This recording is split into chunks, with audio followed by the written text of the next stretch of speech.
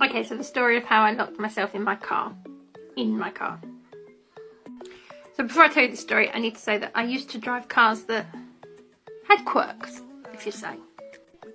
The particular car that I was driving at the time, the lock would slip sometimes. So the driver's side, if I went to unlock it, occasionally, not all the time, the lock would slip and the car would be locked. All 4 doors locked. And the only way to unlock it would be to go round to the passenger side, unlock it, lock it again, go back round to the driver's side and then unlock it. And then it would be open. So this particular day, I was in a rush. I was moving house. I needed to get to the shop and get some more boxes. I was just in a flap.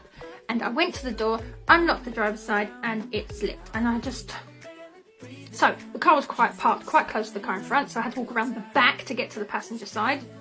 I was in a rush and I was just walking past the boot of the car, and I thought, you know what would be easier if I just used the key to unlock the boot, because the boot's not locked in the same way the doors were. Reach in, because it's a little tiny car, reach in and open the back door, and then I could just climb in the back.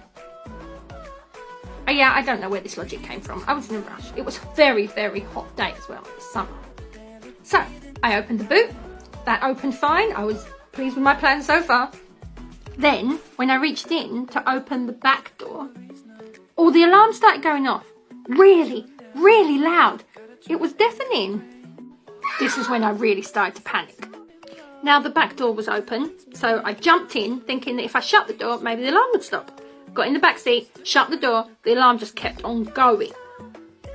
This was very stressful. So I climbed into the front seat thinking that if I start the engine, maybe that would stop the alarm.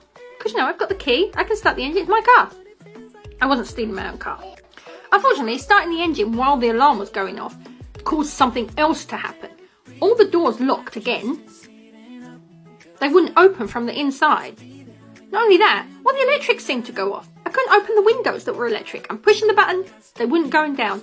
It was hot. It was very, very hot. I was trying to breathe and it was so hot and I was panicking. The alarm was going off. I was very, very stressed. So I called the man for help. Had my phone. Called the man and he said, I can't hear you, there's an alarm going off. Call me later when there's no alarm.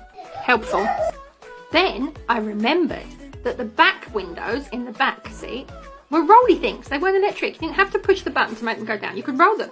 So I climbed back into the back seat, unrolled the window, and then, of course, in my infinite wisdom, decided to climb out arse first. So I'm half out the window, arse out, a bit stuck, because, I'm not the littlest person in the world, and my neighbour came along to rescue me.